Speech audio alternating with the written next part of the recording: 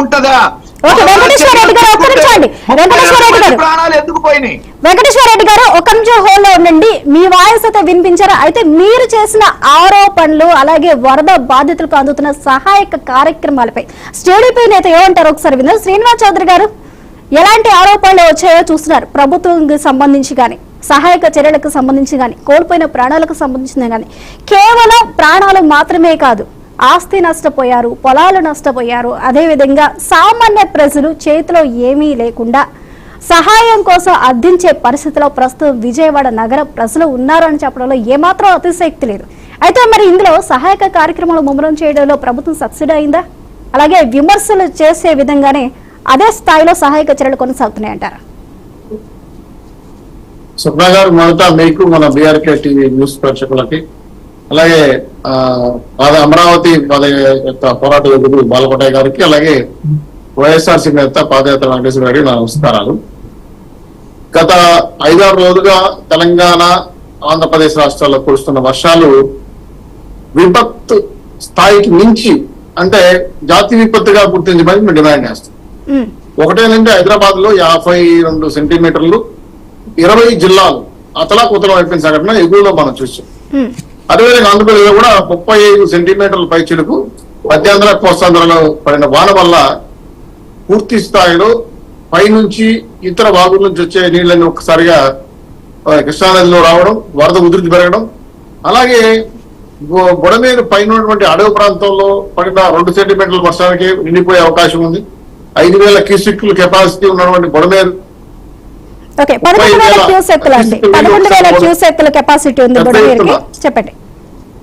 పెద్ద ఎత్తున రావడం వల్ల 38 సెంటీమీటర్లే ఉన్న వంక కుదించకపోవడం వల్ల గతంలో వేంపల్లి లాంటి ఎమ్మెల్యేలు కొంతమంది కలుసుకొని బుడమేరులో అక్రమాలు భారీ ఎత్తున నిర్మించడం వల్ల బుడమేరు చిన్నదైపోయింది. విశాఖపట్నంలో నుంచి లేదంటే ఇంకో ప్రాంతం నుంచి వచ్చే వరదలు వేరు, కృష్ణానదికి వచ్చే వరదలు వేరు. అలాగే కృష్ణానదికి దక్షిణంగా ఉత్తరంగా ఉన్నటువంటి చెరువులు నిండిపోయిన తర్వాత ఎక్కడికి వచ్చి అవుతాయి, ఆ నీళ్ళని అవుతున్న విషయం స్పష్టంగా ఇరిగేషన్ డిపార్ట్మెంట్ తెలుసు. అయితే గత ప్రభుత్వాలు ఉండి ఏమాత్రం ఇరిగేషన్ ప్రాజెక్టులో కనీసం తట్టమట్టి కూడా వేయకుండా, 7 గంటలు పడినా బుడమేరికి కనీసం ఒక తట్టమట్టి వేయకుండా పూర్తిగా విస్మరించి ఆక్రమణకు గురైన బుడమేరుని ఈరోజు విజయవాడ దొక్కదానిగా మారిపోయింది. ఈ వరదల్లో బురద రాజకీయాలు నాకు అర్థం కావట్లేదు. జగన్మోహన్ గారు మాట్లాడుతున్నారంట, ఒక మాట అన్నాడు, నాకు అర్థం కాలేదు. బస్ సుప్రా గారు మీకేమో తెలుసుంటే చెప్పండి. మ్యాన్ ప్లేడ్ ప్లేట్స్ అంటే మ్యాన్ ప్లేడ్ ప్లేట్స్ అంట. అంటే చంద్రబాబు నాయుడు గారు హెలికాప్టర్ వేసుకుని పోయి పైన మేఘాలు చిల్లు కొడితే అవి వచ్చి ఆ నీళ్లు పడితే ఇది మ్యాన్ ప్లేట్ వరద పొంగింది అనమాట.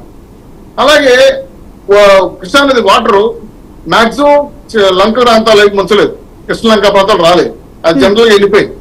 అయితే ఎక్కడో బోట్లు కొన్ని కొట్టుకొచ్చి అవి గేట్ల దగ్గర తగలం, ఆ గేటుకు సంబంధించిన కొంత పరికరాలు విరిగిపోవడం చూసాం. నేను స్ట్రైట్ గా అడుగుతున్నా, మనం రాజకీయాలు చేద్దామా, ప్రజలు కష్టాల్లో ఉంటే ఆదుకుందామా? జగన్మోహన్ గారు వచ్చారండి, గత 5 ఏళ్లలో 3 కోట్ల రూపాయలు ఎగ్ పప్స్ తిన్నారు. 1 రూపాయి ఇచ్చారండి. ఆ 1 కోటి రూపాయలు ఇచ్చారు. నాకు ఎందుకు నాకు అర్థం కావాలి. 51 మంది 150 మంది కొన్ని లక్షల కోట్లు దోసుకున్నారు. తలా 1 కోటి రూపాయలు 150 మంది ఇచ్చి 150 కోట్లు ఇచ్చి వాళ్ళే అన్నదానం చేస్తున్నారు. ఈరోజు అక్షయ క్షేత్రం, NTR trust, Janasena, Telugu Desam party, BJP నాయకులు, స్వచ్ఛంద సేవా సంస్థలు, అమరావతి ఉద్యమకారులు అందరూ కలిసి పాలు, నీళ్లు, భోజనం ఇప్పటికి నాకు తెలిసి 10 లక్షల ప్యాకెట్ల పైచలు పంచారు. ఇవి కళ్ళ కనబడుతున్నాయి. అయితే నిన్ననే ఒక కెమెరామ్యాన్ మీడియా వాడు అడిగారు, సార్ 8 అడుగులు లోతుంది, 15 డివిజన్లు మునిగిపోయినాయి, మేమే కాల్ తీసి బయట వెళ్ళిపోతున్నాము, మీరు ఎలా రాగలరు వీడికి అని ఆవిడ ప్రశ్నించింది. అటువంటి ఏరియాలో బాబు గారు జేసీబీలు ఎక్కి, బోట్లు ఎక్కి, ఎవరున్నారు పాపం బాధలు పట్టు ప్రాణహాని కలగకూడదని 10 హెలికాప్టర్లు 40 స్పీడ్ బోట్లు తీసుకొచ్చారు. భారీ ఎత్తున గాలింపు చేసి భోజనాలకి, టిఫిన్లకి, టీలు, కాఫీలు, బిస్కెట్ ప్యాకెట్లు, వాటర్ ప్యాకెట్లు తన శాస్త్రం కూడా చేస్తుంది. సరే, అందరూ కష్టపడుతున్నారు. మరి జనసేన కార్యకర్తలు ఎక్కడ దాక్కున్నారమ్మా, బీజేపీ నాయకులు ఎక్కడ దాక్కున్నారమ్మా అని వీళ్ళు ప్రశ్నిస్తా ఉంటే మాకు నవ్వు వస్తుంది.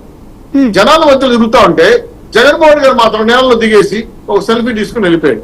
అది ఎట్లా ఉందంటే, గతంలో 80 ప్రజలు పడిపోతే ఏరియల్ సర్వే చేసాడమ్మా, 30 మంది చనిపోయారు, 900 పైచలకు ఆవుడు ఏం చనిపోయింది. ఏరియల్లో ఆయన ఎవరు ఒక నందిగామ సురేష్ ఆయన ఎవరు బయట కూర్చొని మిథున్ రెడ్డి కూర్చొని సెల్ఫీ తీసుకొని నేను 80 ప్రజలు పరిశీలించని వెళ్ళిపోయాడు.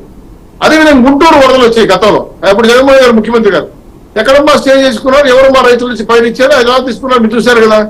ఒక ముఖ్యమంత్రిగా తన శక్తికి మించి 74 ఏళ్ల వయసులో ఆయన ముసలోడు జబ్బులు నేతలు చేశాడు. మరి 40 ఏళ్ల ముసలోడు 42 ఏళ్ల ముసలోడు ఏమయ్యాడు జగన్మోహన్ రెడ్డి? ఎక్కడ పోయాడు? ఎలా తక్కున్నాడు? ఎందుకు సేవ చేయలేకపోతున్నాడు? నేను ఒకటే, మీరు రాజకీయ విమర్శలు ఉంటే రాజకీయంగా చేయండి. ప్రజలు కష్టాలు ఉండేటప్పుడు ప్రతిపక్షం ఆపక్షం అధికార పక్షం కాదు, అందరూ దిగి సమైక్యం కాపాడుకోవాలి, ప్రాణహాని రాకుండా కాపాడుకోవాలి, వాళ్ళకి భోజనం నీళ్లు తాగునీరు ఇవ్వాలి. వీలైతే మీ శక్తికి మించి కాకపోయినా మీ శక్తి మేరకు సాయం చేయాలి. ఇక్కడ ఎవరో కొంతమంది బయట ప్రాంతాల నుంచి కూడా వచ్చి ఖమ్మం నుంచి తెలంగాణ నుంచి తీసుకొచ్చి ఆహారదానం చేస్తా ఉంటే ఇక్కడే ఉండి ఈ రాష్ట్రాన్ని దోచుకు తిని పంచుకు తిన్న కొన్ని రాజకీయ పార్టీ కన్ను మెన్ను కనపడట్లా బయటకు వచ్చి బుద్ధులు మారుతున్నారు. ఇది చంద్రబాబు క్షమాపణ చెప్పాలంట. బుడమేరు మునిగిపోవడానికి కారణం, ఉప్పు ఈ వరద రావడానికి కారణం, ఈ 32 మంది చనిపోవడానికి కారణం కేవలం జగన్మోహన్ రెడ్డి గారే. ఇరిగేషన్ ప్రాజెక్టు పూర్తిగా సర్వనాశనం చేసి గ్రీసు కూడా పోయకుండా అన్నవాళ్ళ ప్రాజెక్టు 30 మంది చంపేశాడు. ఇప్పుడు బుడమేరు వల్ల ఈ విజయాన్ని ముగిపోయింది. అదేవిధంగా చాలా కరకట్లతో తొలిగిపోయాయి. భారీ ఎత్తున ఇరిగేషన్ ప్రాజెక్టులు నాశనం చేయడానికి కారణం ఒక జగన్మోహన్ గారే. ఈ విషయం తెలుసుకొని ఈ విషయం మాట్లాడి వదిలేసి మేము రాజకీయాల నుంచి పక్కన పెట్టాం. ఇప్పుడు తక్షణమే కావాల్సిన విజయానికి సహాయం, ఆకలిగా ఉన్నట్టు అన్నం పెట్టాలి. ఈ రోజు పూర్తి స్థాయిలో సింగనగర్ కొన్ని ప్రాంతాల్లో భారీగా 8 అడుగులు పైచి నీళ్లు నిలిచిపోతే కనీసం సహాయ సహకారాల్లో పాల్గొనకపోయినా ఇదిగో మా విరాళం లేదా మా భోజనం పొట్టలో మా నీళ్ళ ప్యాకెట్ మా ఎవరో ఎక్కడో దూర ఏ సహాయం చేయకుండా చేయడం నాకు అర్థం కాలేదు. శ్రీనివాస్ చౌదరి గారు, ఇక్కడ సహాయం ఎవరు చేయాలి ఏంటి అన్నది కూడా వాళ్ళు చెప్తున్నారు. అయితే సహాయం ఇలాంటి విపత్కర పరిస్థితుల్లో ఒక అధికార పార్టీలో ఉంటే మాత్రమే అక్కడ చిక్కుకున్న ప్రజలకు సహాయం చేయాలని ఏమీ లేదు. ఇన్ని రోజులు ప్రతిపక్షంలో ఉండే 5 సంవత్సరాలు ప్రజలు ఇచ్చిన అధికారాన్ని అనుభవించిన వారు కూడా ప్రజల్లోకి రావాలి, వారికి తోచిన సహాయం చేయాలి. కనీసం భారీ ఎత్తున చేయకపోయినా